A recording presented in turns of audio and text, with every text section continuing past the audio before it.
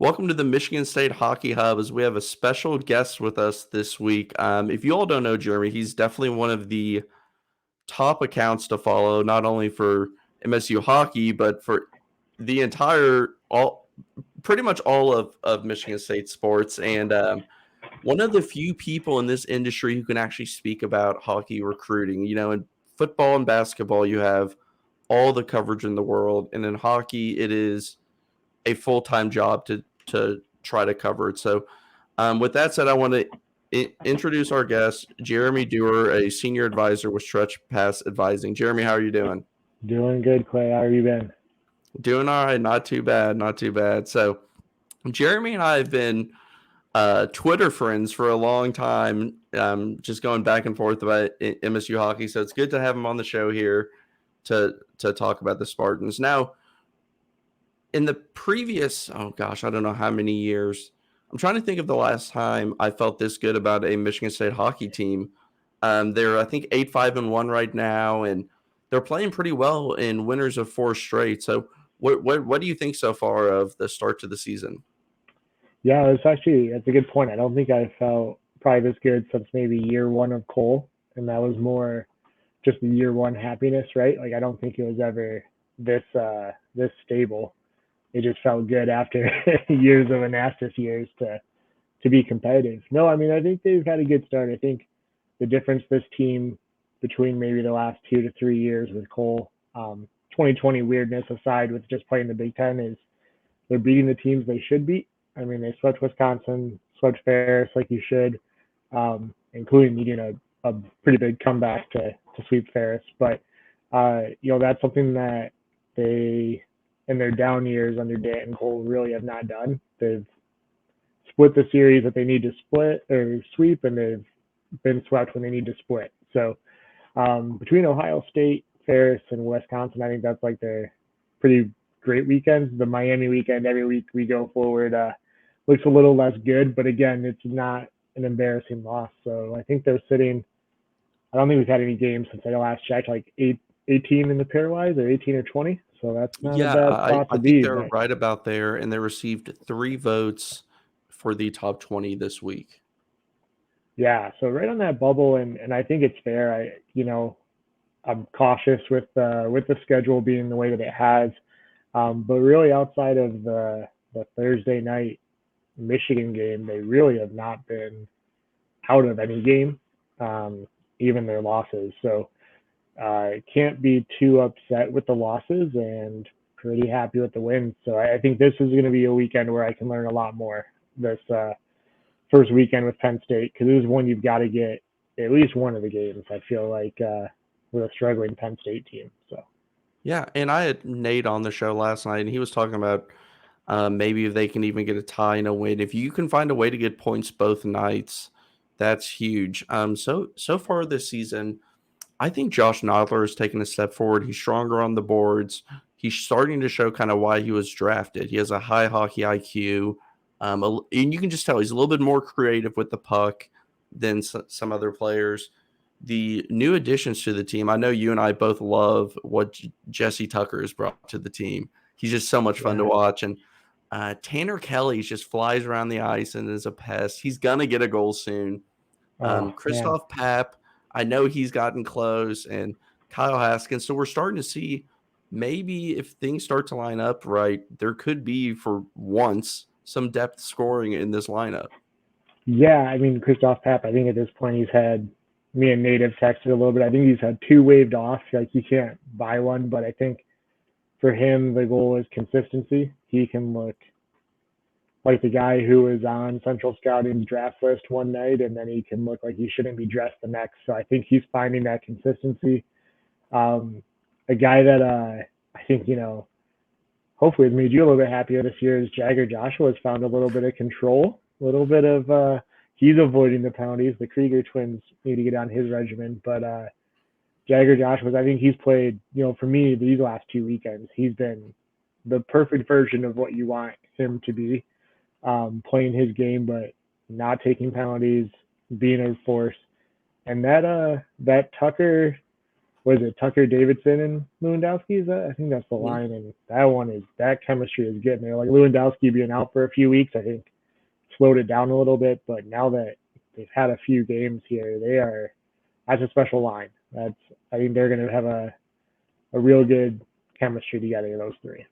Yeah, and two guys I've always been kind of hard on um, is Nicholas Mueller and Jagger Joshua. And Joshua, I Mm-hmm. mean, my whole thing is when he first came in, he his body and size, I think, in previous leagues that he played for, he was able to hold on to the puck and just kind of like use his body well. I thought he was a little bit too slow to pass at times, and it took him a little bit. He's starting to get smarter with how he plays and how he uses his body.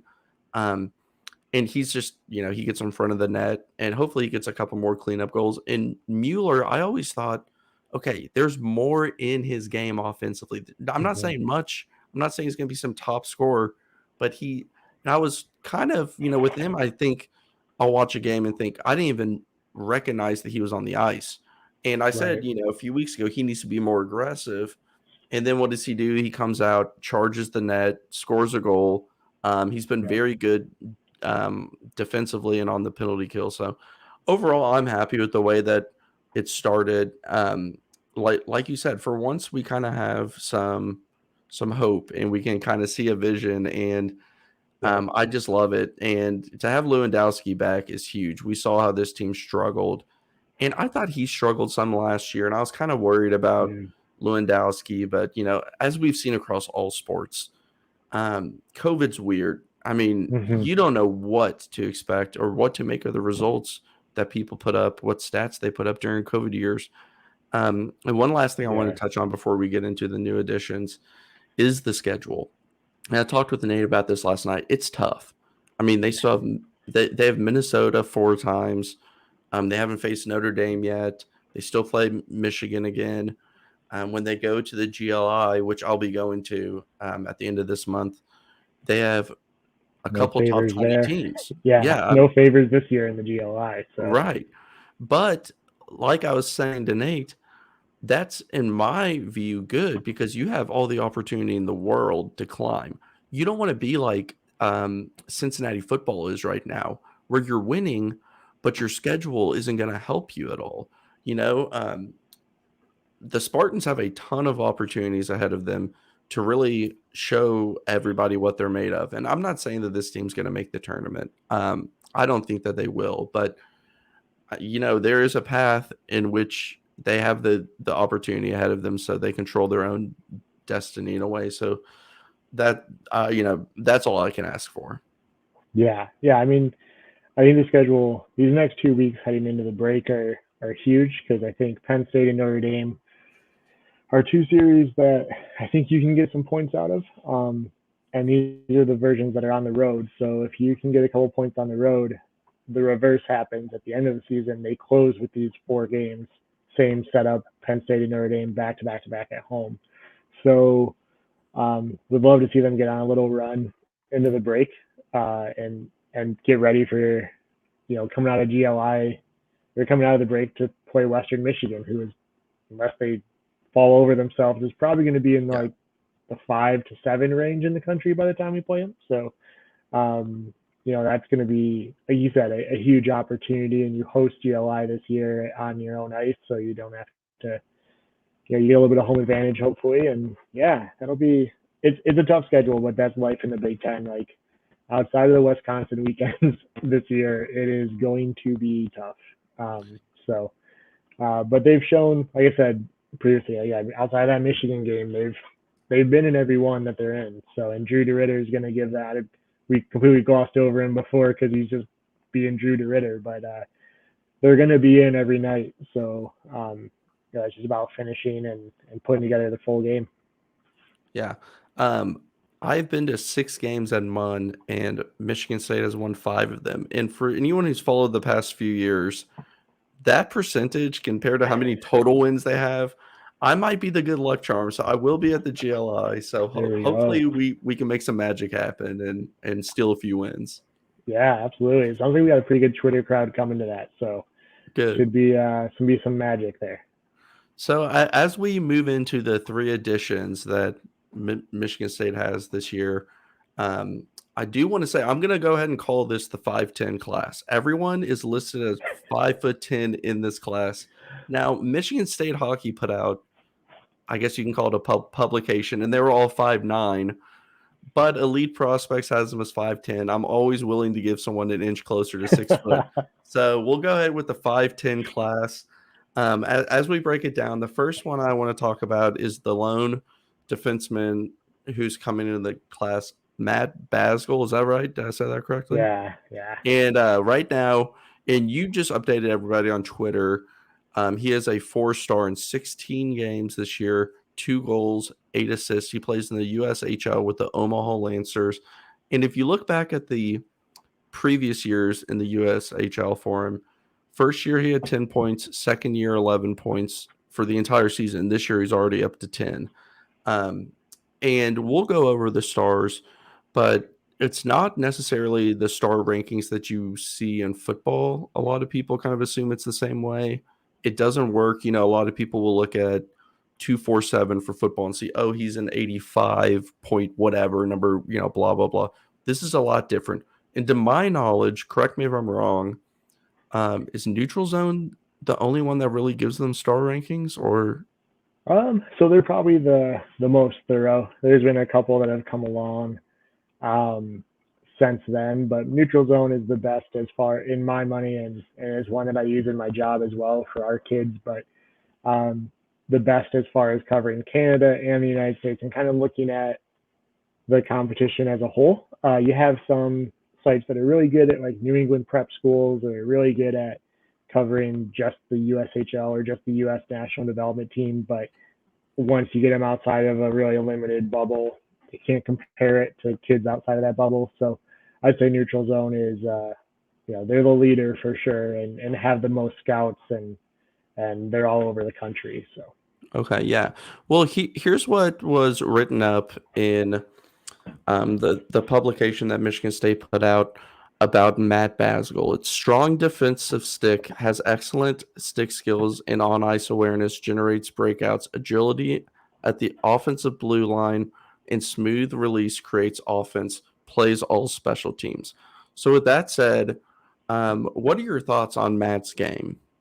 Yeah, so actually even went back and watched some of his games from this season, and I think the biggest thing about Matt is, if you're looking at projecting him forward, probably never going to be your top pair defenseman. He's probably going to settle into that second pair, second or third pair, and just kind of be your steady rock. He reminded me a little bit of a little smaller and maybe not quite the pedigree, but a little bit like a Tommy Miller type. Just really steady, strong on his skates. He's not the quickest guy in the world, like especially straightaway speed. Like he's never going to blow past anyone, but he does enough to keep guys in front of him, keep the play in front of him. And, I like a lot about his game. And the nice part is seeing some of that offense tick up this year. I don't think he'll ever be a big goal scorer, but I think this year he's doing a good job of facilitating on the power play. It looked like from the games I was watching, he's the main point quarterback on the power play, which can never be a bad thing. I think in this position right now that equates to the Dennis Asana role as MSU has it. So, not the high upside of a Asana on offense, but really, really strong defense. And I think there's nothing that when I watched Matt, I think, oh, there's a big hole here. Like outside of, like I said, that speed angle maybe, but hockey is not really a sport where unless you're a forward trying to blow down the boards, it doesn't really matter if you're missing some of that straight line speed. He flips his hips fine. No one's getting around him. And tons to like about him. And the other thing, I think you could call this class outside of the 5'10" class, they're all 3 assistant captains this year too. So he's a leader. I like this. I like where this is heading.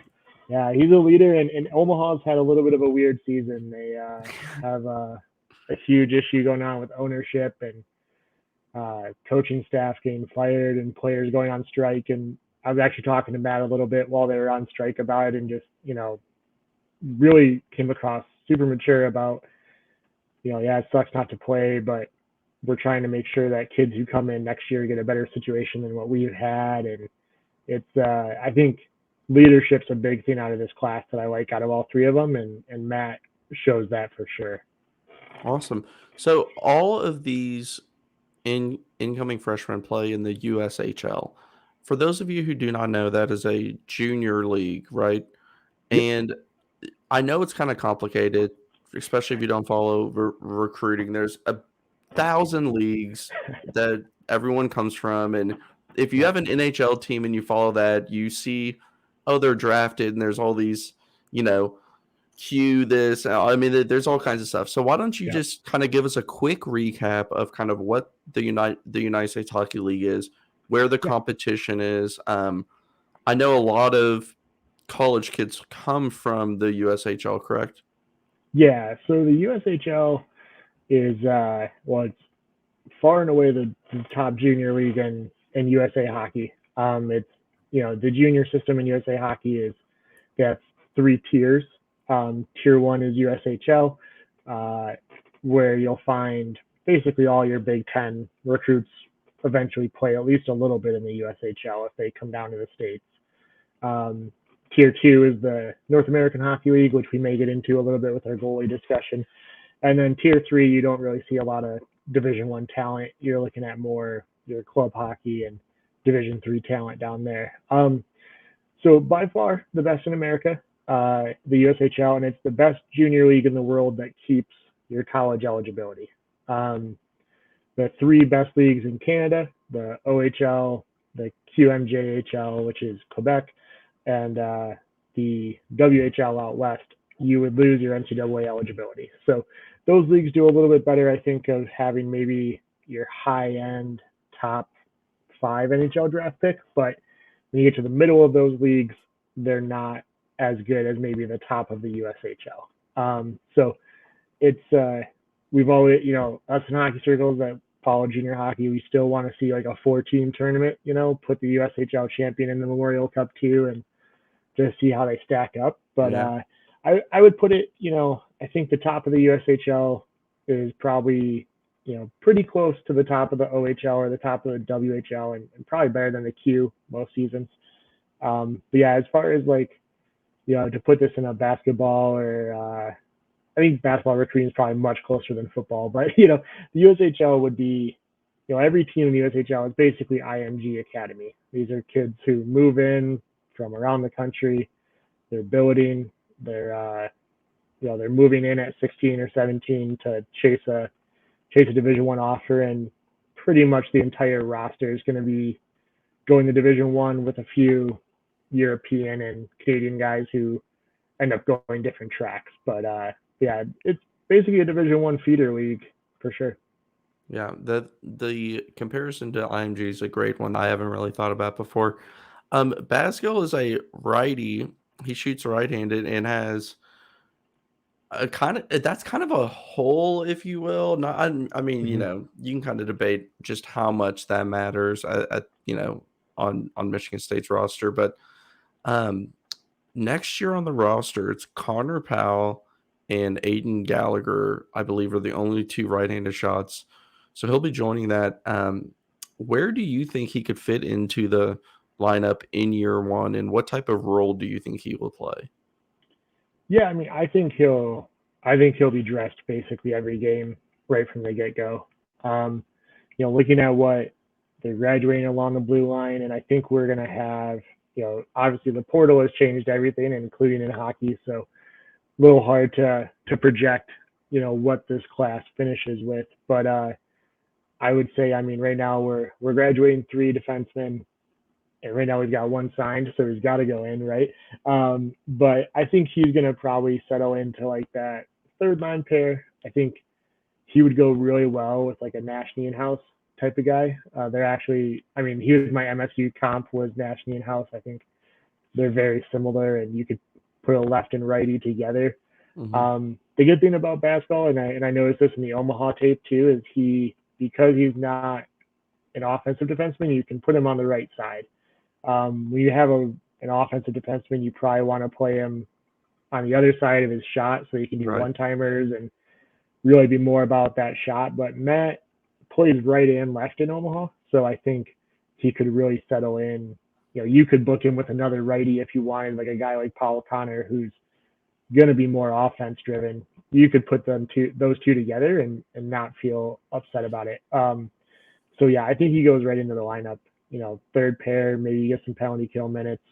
I don't think he's going to play power play, especially we like to play 4 forwards on the power play. So he's not going to be that guy that plays. Yeah. He's not going to take Dennis Sasana's position. That's going to go to Gucciardi probably. But yeah, definitely comes in, and I think he dresses the Yeah. majority of games right away.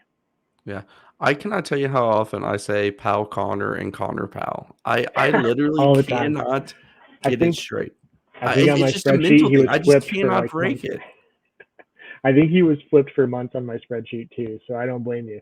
One thing I wanted to mention too, as we kind of go over these kids, that I didn't mention when you were asking about the junior hockey thing, is the other thing that makes hockey very different than high school basketball and football is you can play junior till you're 20.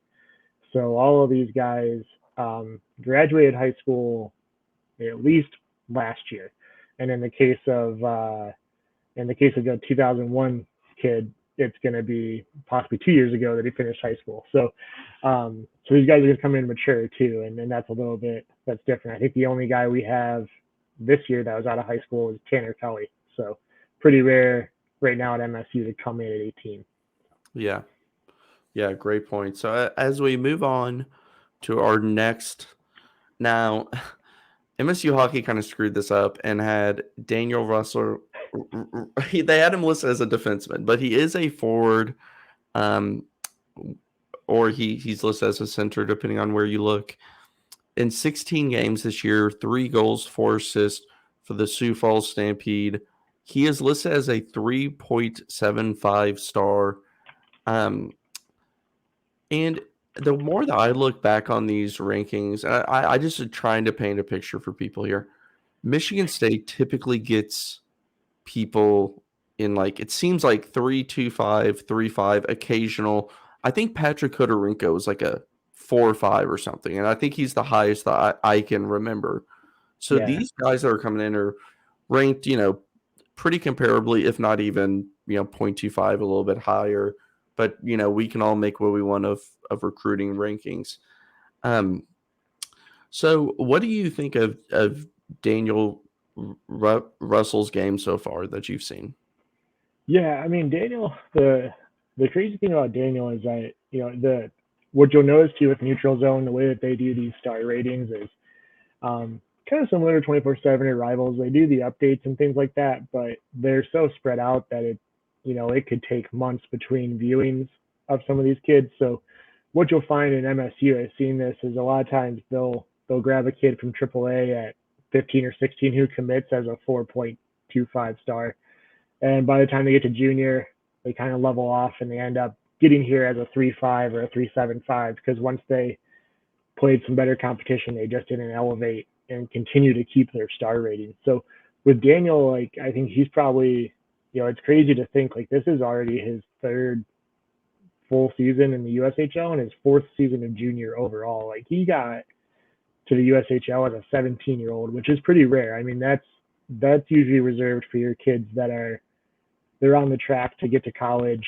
Like we would love to see a kid at 17, it's 2 years a junior, then off to college, right? So that would kind of tell you that maybe he had a little bit of an adjustment issue. Like he played 33 games his first season, only put up 7 points, but he was a 17-year-old. What's interesting about him is he went back and, as we discussed those tiers before, went down a tier to the NAHL and had a great 2019-2020 in Minot, North Dakota, playing for the Minotauros. And that's rare to see a kid who goes down a level then get to come back. That kind of gets to be troubling. Like in my work job as an advisor, I would get a little bit nervous. Like maybe we need to change our outlook here. Like, are we Division One? Do we need to go down to lower Division One? Like, what are we thinking?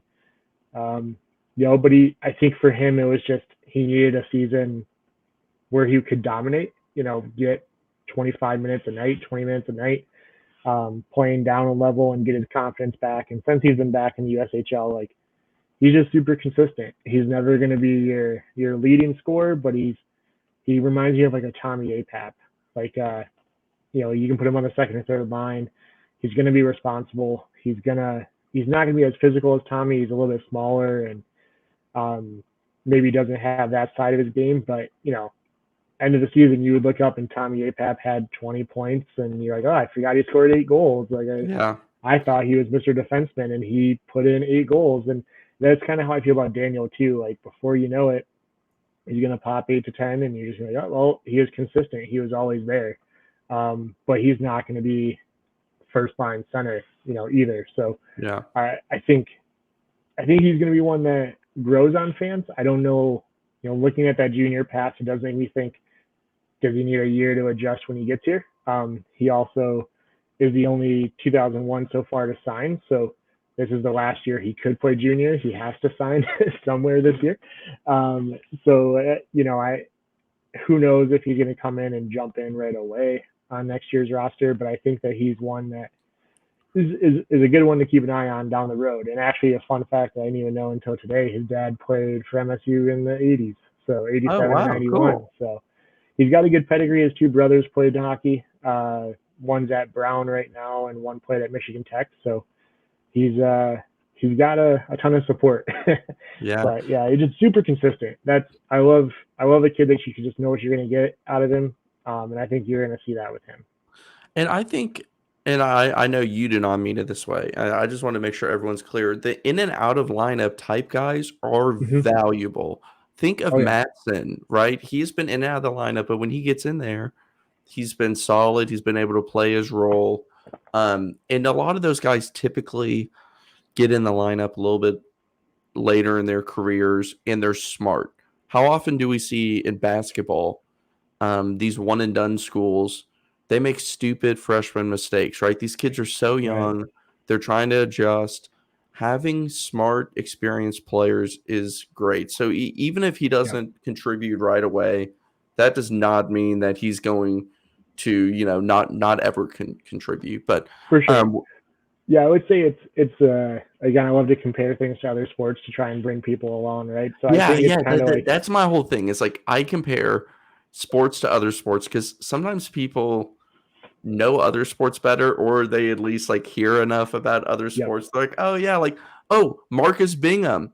Oh, he yep, didn't really play much, and now look at him. yeah. He's a very smart player, and he's contributing because he understands his role. And And so I yeah, would, I'm always somebody who compares sports to other sports. yeah, and I would say like the bottom part of your, at least your forward lines, like running a hockey team, your D are going to be pretty consistent. You're not going to really change that around too much, but the bottom like five forwards that are playing for three spots is going to be like running a basketball team where like it's matchup dependent. Like if it's a small team and we're going to be quick, I'm not going to put the guy who is just my grinder out there because this isn't his weekend. This is not going to play into his strength. But you know what, Mitch Matson's a great example. Like you go out and you go play Minnesota and they're all 6'6". It helps to have a 6'6" Minnesota boy go and bang in the corner down Yeah, there. So it's a really good example. And the other thing too is that Russell's like the perfect, when we dress a 13th forward instead of a 7th D. Like Russell's that perfect 13th forward. He can play center. yeah, If you have a center take a penalty and you need to get a center back out there for a draw, he can do that. If you want him to be the weird winger that just kind of rotates through that fourth line, you can do that. So he, like, freshman year might be that perfect 13th, 13th or 14th forward that finds himself in the lineup. Just depending on how he's looking in practice that week and how the matchups are. yeah. I wanted to read what was written about him. Relentless two-way forward, plays fast and consistent in pursuit of the puck. Strong stick around the net helps generate goals. Effective on the PK. That sounds like somebody who could fill out a bottom six and play a valuable role on special teams, and you can never have too many of those guys. That sounds like Tommy Apap, right? That sounds Hey, like Tommy Apap. I loved Tommy That'd be, Apap. One of my that sounds like favorite players of all time. APAP because of his size might be a bad one for Russell, but like a guy that's similar. I mean, this is like Joe Cox. Like he's a Joe Cox type, and I That know you love Coxie, so Joe he's Cox and Tommy yeah, Apap, you're speaking my language. yeah, I think about far too often the shift Joe Cox had on the penalty kill against Penn State when he blocked like 3 or 4 shots. yep, And from that moment on, I was like, this is my favorite hockey player. So yeah, yeah. I Coxie love was those types of players. Yeah, and that's and I think Russell, if I would have to check my spreadsheet, he's one that committed very early, either in Danton Cole or I think he is as might be one well. of the like very last Anastas ones. I think Anastas probably started the process with Russell, so yeah, he fits very well into that APAP Cox type of recruit that would have came in under the Anastas class, and that's not a knock. Like he has traits that are good. So Yeah. So as we move on to the last current commit, Tiernan Shoudy, who is a 4-star in 9 games this year, has 9 points, 4 goals, 5 assists for the Des Moines Buccaneers. And before we get started talking, I wanted to show a quick video of a goal that he scored. I think this was in like 2019 or something, but I found it on YouTube and thought it was awesome. So I'm going to go ahead and play that. It's flipped back, but the Bruins keep it in. Mishak down low. Here's a backhand chance. They score! Tiernan Shoudy. He goes 5-hole, and the Bruins have tied. So I saw that and thought, I got to put that in. yeah, that would be 2019 because that'll be when he bumped up to the NHL and played with the Austin Bruins in Austin, Minnesota. So, and as I remember when he committed, I was talking to you about it, and I was pretty excited about just what I had read about him, and he seemed to be a little bit on a higher, skill set than some other players that have been committing.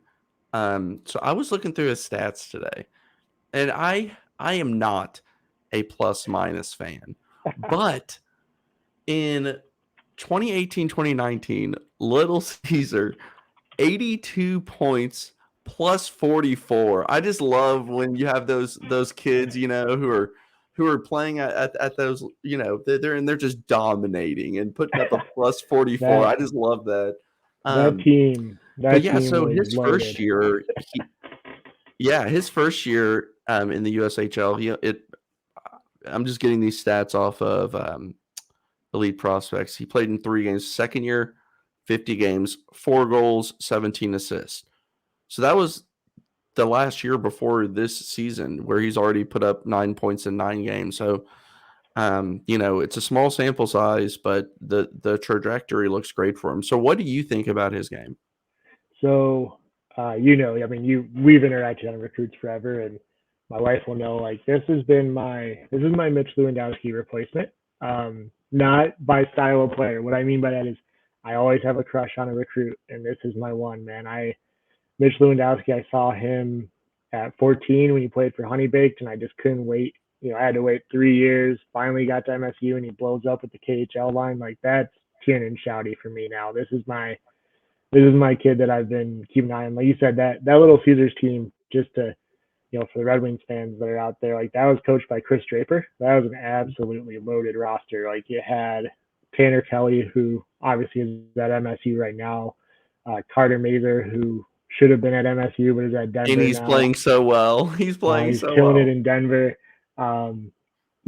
Chris Draper's son, Keenan, who he was committed to Miami. I think he reopened and is going to Michigan now, I want to say, actually. So, that team was just loaded. They won the state title 3 years in a row as a group. They just stuck together and won a bunch. And Tiernan was on that team. It was always Tanner, like, lit up the play. I think that year that Tiernan had 82 points, I think Tanner had like 101. Like, it was just an insane roster. But Tiernan, I wrote down in my notes for him, like, he's a future captain.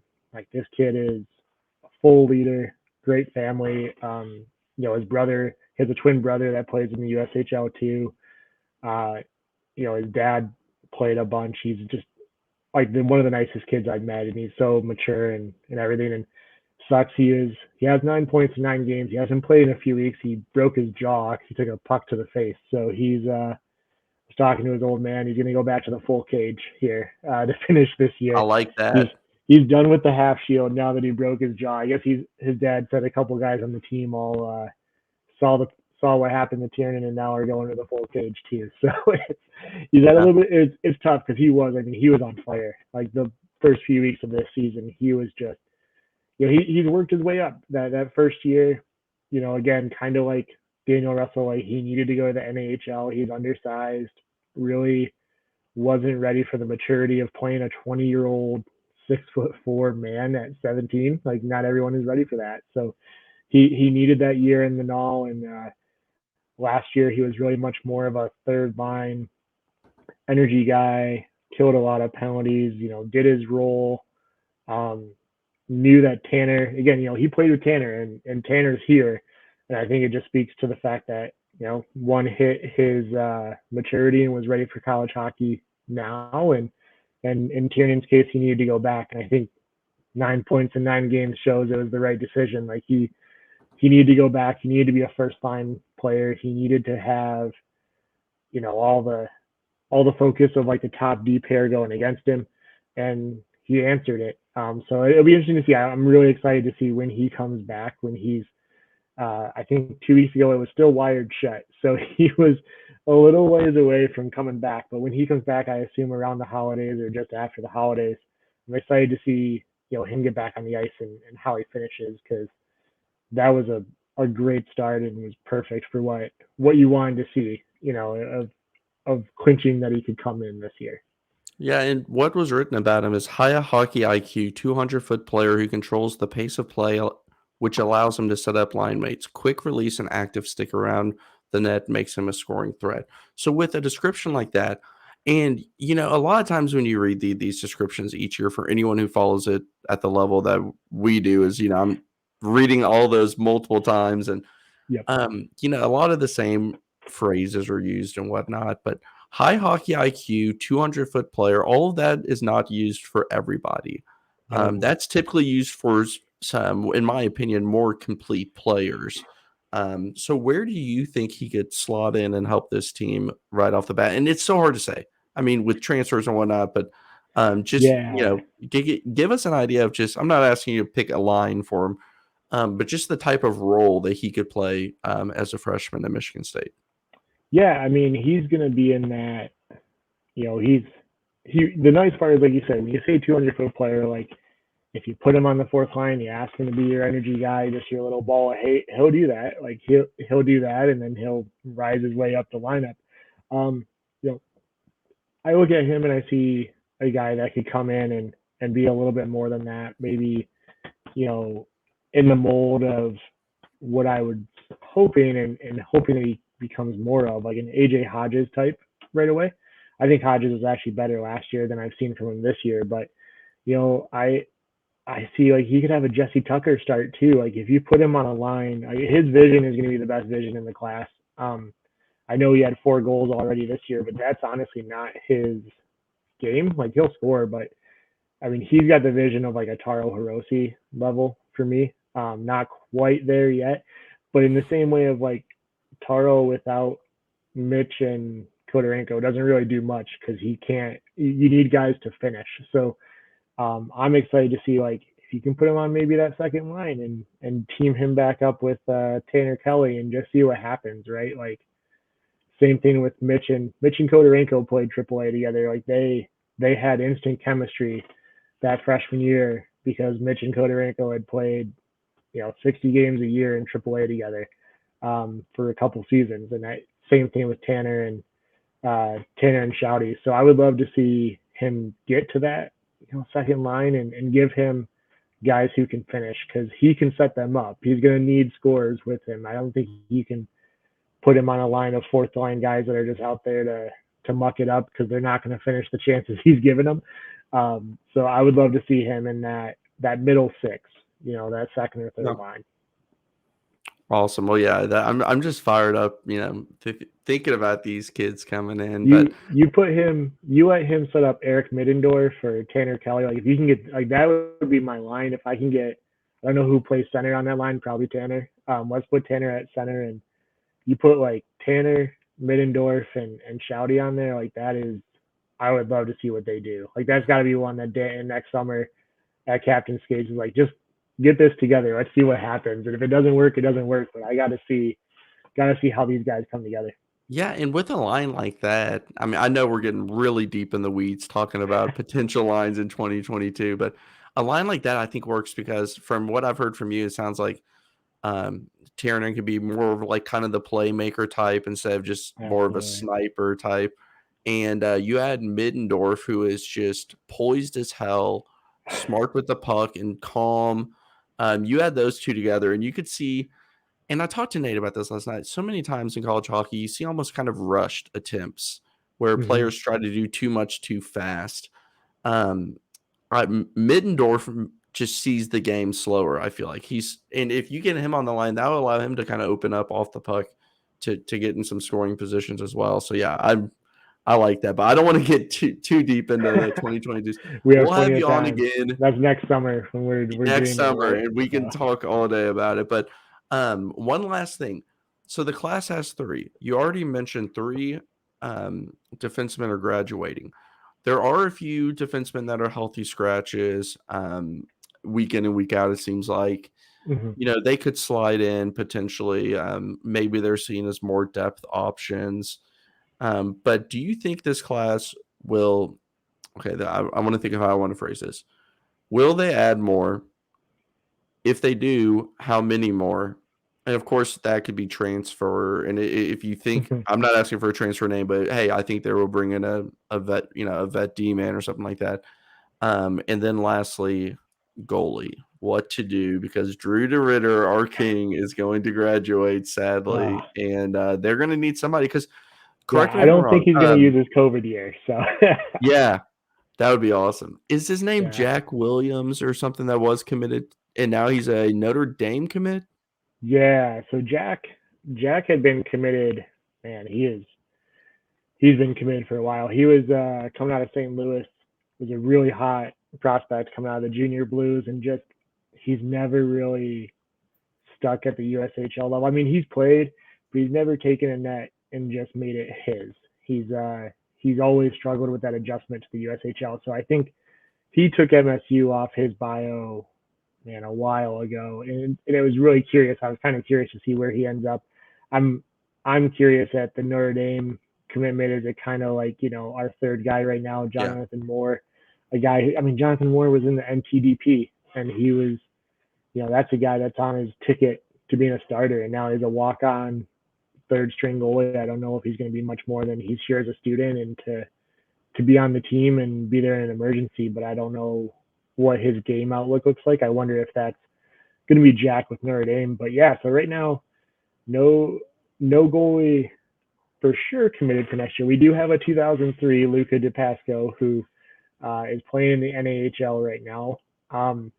This is a position that I could see them going to the portal and getting like a grad transfer. And it doesn't have to be a for sure starter because Pierce Charleston, he's a damn good backup. So I think it can be Pierce's next year. But I don't think they're probably comfortable running Pierce and Johnny out there. And I don't even know if they would be comfortable with Pierce and Luca coming straight out of the NAHL. They're probably going to want him in 03. Again, he'd be straight out of high school. And they're probably going to want him to go to the USHL for at least a year and experience that. Now, we talked about the leagues earlier. I will say, if you are going to take a kid straight out of Tier 2 junior, you're going to do it with a goalie.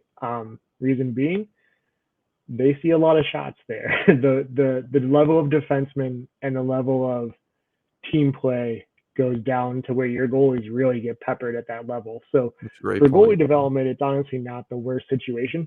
If you could be the backup in the USHL and maybe get 15 to 20 games, a lot of times your advisor or your family may say, hey, let's actually look at the null and you'll play 45 and that's your net and you're counted on.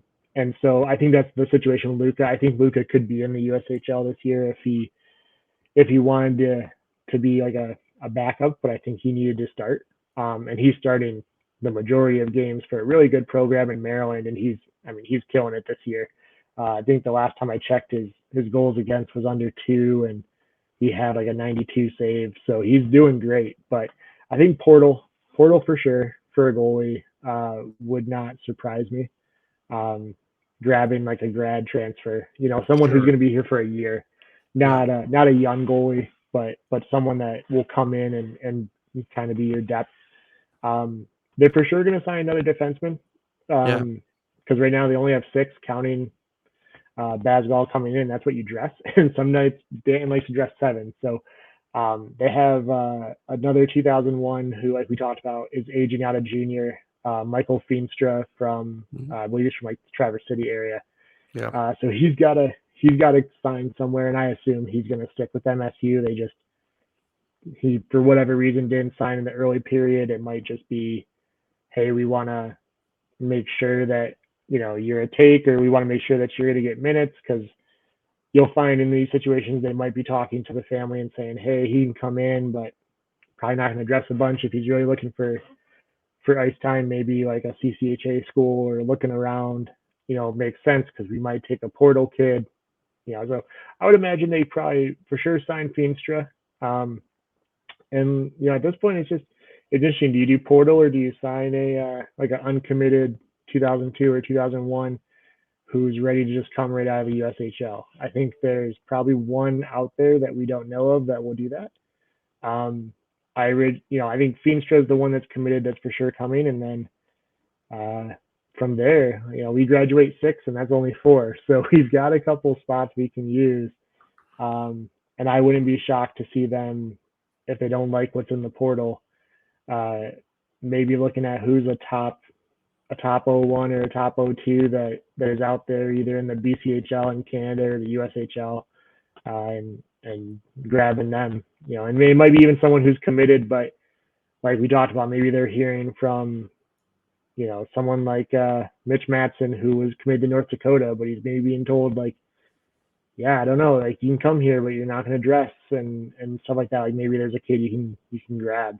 So, And all the time in all these other college sports, you hear constant chatter where these kids are going on visits, whose tweets they're like. I mean, it's almost borderline stalking. You know about yeah, every single move these kids make. Oftentimes in college hockey, my memory may be wrong here, but I want to say Nicholas Mueller was like just put out in the publication that he was signing, and I don't remember really him being like committed, right?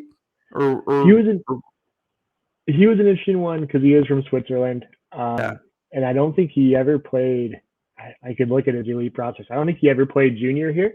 He only played junior over in Switzerland. So that was definitely one that flew under the radar. yeah, but that's what I'm saying. You never know Yeah, until signing day, or yep, when they announce that they're signing. But yeah, so I think that there will be some additions as well, and a couple things that kind of what I would say is the players that they brought in from transfer, or like the Middendorf who went back to juniors, Davidson, whatnot. yep, The way they've performed, I trust the staff to yeah, find somebody else like that. And even though Michigan State hasn't been awesome at hockey recently, they've put together some good goaltenders and yep. have figured that out. So I trust that overall. Yeah, and the COVID year, it's a domino effect, and I think it's a domino effect in hockey, maybe than any other sport that we follow the recruiting, right? Like, I mean, in football, you graduate when you graduate, so maybe you have to play JUCO because you lost your spot at a MAC school because a COVID kid came back or something like that. But in hockey, I mean, we're seeing a huge crunch of guys right now that, kids that I work with that are being told by teams, hey, you would be an NAHL take in a normal year, but the USHL isn't moving kids to college because COVID years, and their college teams are telling them you got to go back to school.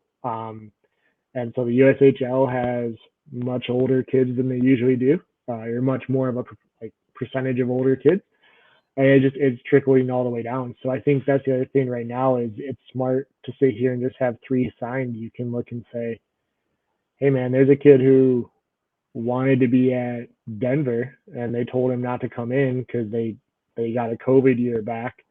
Maybe that caused him to look around. Maybe he wants to look around a little bit. So it's a trickle down effect, and we haven't even discussed the possibility that maybe we have some COVID guys, right? Like Mitch is playing right now and he wasn't supposed to. So I don't know. I don't think on defense we can see the Kriegers or Sasana sticking around. I think those 3 will all move on. But maybe, like you said, the Ritter, maybe he does. I don't know. He's small. I think he needs to go get his pro money on those hips, but before those goalie hips go. But yeah, it'll be interesting to see how they piece this together, because they've got the 3 that I think they could have lost if they told them you got to wait another year. Like these could be kids like Carter Mazer, who I don't know if he was a take for them this year. And I think for him, he was like, well, I'm ready to play college hockey, and Yeah. Denver's an opportunity, and I'm going to take it. So I think these are the three they need to lock down out of what's committed right now, and then we'll see what they do with the rest of them. Yeah. All right. Well, we're approaching an hour. It felt like it's been about 10 minutes, but I will tell you what, this is honestly like you will not get this level of discussion anywhere else. That was incredible. So I really do, appreciate you coming on, Jeremy. And I know I learned a lot tonight in just an hour. So we're definitely going to have you back on to talk good. about, more commitments, season recaps, whatever you want to do. The door's always open. So thank you so much. And for those of you who do not follow Jeremy, you can find his work on Twitter below at JD_Jerbear. So hit him with a follow. I think that there's a link to his advising account there, or you can They learn all cross about streams stretch all the pass time. advising. Yeah, I cross the streams all the time. That's part of running your own business, right? You gotta melt them together a little bit. So Absolutely. Well, thank you so much. We really appreciate it.